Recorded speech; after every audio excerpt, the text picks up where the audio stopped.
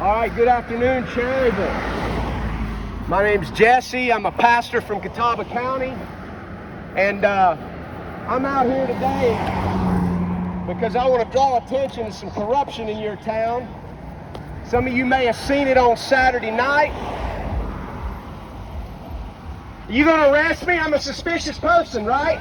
Suspicious person, suspicious vehicle? I didn't think so, guys. Y'all need to repent.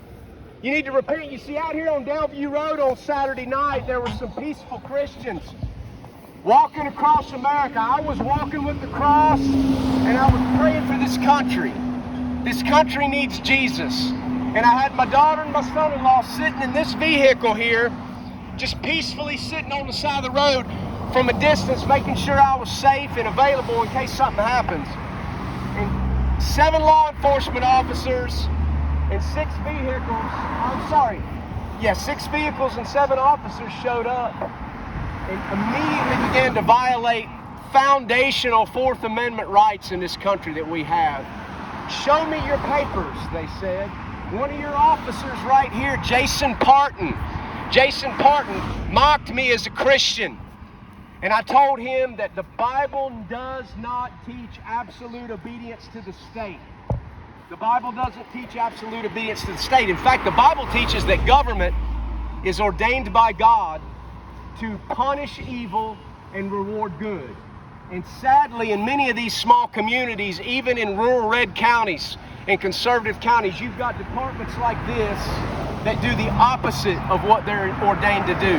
Violating their oath of office, violating basic morality and God-given liberties. You see, when an institution of law under color of law punishes good and rewards evil, then John Calvin, the famed theologian, said in his commentary to the book of Romans that when you have authority that does the opposite of what Romans 13 says it's ordained to do, you were better off spitting in the face of such an officer than you are doing anything that he says. Now, I wouldn't recommend that. I wouldn't do that.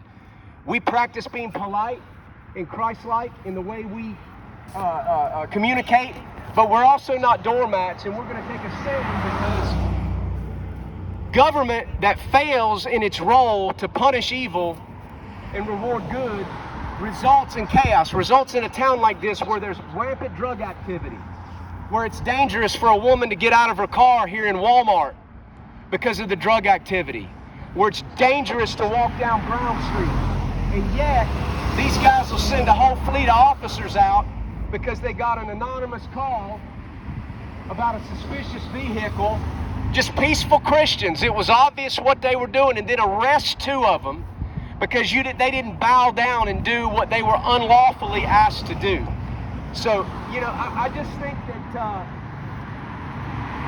here in this country, there are traditionally 4 boxes that protect liberty. 2 of those are hopelessly corrupted. You've got the ballot box and the jury box. Those are hopelessly corrupted. But you've also got the soapbox. And guys, the soapbox is important in defending liberty and truth in this country. And we're going to use it. I was just a guy walking through town, praying for the country, speaking to people that crossed my path. I had some great conversations today to tell them that the hope is in Jesus, to repeat the same warning that President McKinley gave in his inaugural speech in 1897 when he said there is no safer reliance in this country than upon the God of our fathers, who will not forsake us if we keep his commandments and if we walk humbly before him. And sadly, we live in a nation today where the moral fabric is broken. And when the moral fabric is broken, all elements of society will be affected, including law enforcement, the healthcare industry, including the military, local government, even small business. And so it should be no surprise to us when you have small town cops who are dirty and corrupt, because when the moral fabric is broken, it affects all of society. Now, I don't hate on cops, guys. I'm the grandson of a very well-respected law enforcement officer in the state of North Carolina. He passed away in 2012, Major Earl Green, well-known and still spoken of very highly. And I take care of his widowed wife to this day. I had lunch with the police captain in Hickory on Wednesday. We spent 2 hours together fellowshipping. I got to pray with him and pray that God would keep him safe out here on the streets. I had another friend, law enforcement officer in my county, reached out to me yesterday and told me, hey, he still had that Bible I gave him 20 years ago. It's on his bedstead at night. When he goes to bed, he reads from it. He took it when he served our country in Iraq and Afghanistan. And just thanked me for that night 20 years ago on the streets in Hickory when I talked to him about Jesus and he gave his heart to the Lord. And he's still serving the Lord today, and he's a righteous young man, doing his duty as a law enforcement officer to punish evil and reward good. But these guys here, you know, they got him a new chief in here, Chief Hunsucker. He won't even talk to you. Folks have tried to call and express their concern. He won't even answer the phone. Just hiding out. But I'm going to tell you right now, I'm going to stop walking here today. Tomorrow I'm coming back. And these guys need to make right what was done wrong. You know, officers like Jason Parton have no business serving on a law enforcement team. When you're going around telling citizens that you're blankety blank right, I'm a tyrant, we've got a big problem. But that's a symptom of the real problem. The real problem is we live in a nation that is turned away from God.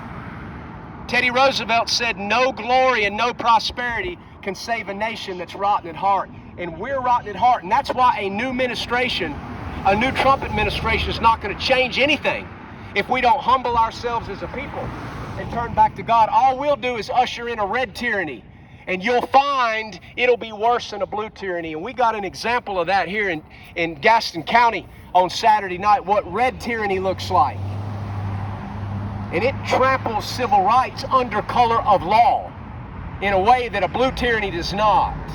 And so we're in a dangerous place that's starting to look a little bit like early 1930s Germany. And if we as a people don't humble ourselves and turn back to the God of our fathers in this country, we're in trouble. In fact, God rebuked Israel in the Old Testament, the generation that was carried into captivity. And through Jeremiah the prophet, God rebuked the people. He said, you know, your fathers bowed down to idols and false gods, but you are worse than your fathers because you follow every imagination of your own heart. You follow the imaginations of your own heart. That makes you worse than your fathers who bowed down to idols. It's the same thing Israel did in the days of the judges. In those days, there was no king in Israel, and every man did that which was right in his own eyes. That's where we are in America today. We've made ourselves gods. And when you make yourselves gods and you see yourself more important than you are, then you turn your government into a god to be worshipped and not to be questioned. So we need to repent. We need to repent for thinking us more than we really are. We are a prideful people. We have made ourselves gods, and this is what you get. This type of corruption. So we're here just to sound an alarm. God's judgment is coming. It's already here. When you get dummies running the government, when you get dummies running your local police department who don't even understand the law, then that is God's judgment on a country. And so my question for you is, what's on this cross? Are you ready? Are you ready for God's judgment? Repent or perish. Jesus said, except ye repent, you will perish. And don't think because one person gets punished or one person suffers, that means you escape. Jesus said, yea, I say unto you, he said it twice, except ye repent, you will all likewise perish. Folks, this land of ours is going to vomit us out if we don't repent for the bloodshed of all the little babies that are killed in this country.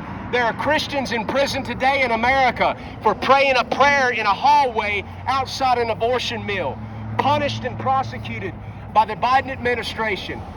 Is Trump going to pardon these pro-life peaceful Christians on January 20th? If he hadn't done it by the end of the day, then that's going to tell you right there whether or not he's on the right track. Free Heather Idoni, free Calvin Zastro, and free us, O Lord, from wicked tyranny like we have here in this police department. Now, we tried to do what's right and give these folks in Gaston County an opportunity to do what's right. But those charges, those unjust charges, still remains. So I told them we were going to come out here and walk. We're going to do what we do. We're going to preach. We're going to take a stand for the people of this community who obviously know what's going on here. Turn to Jesus. He's your only hope.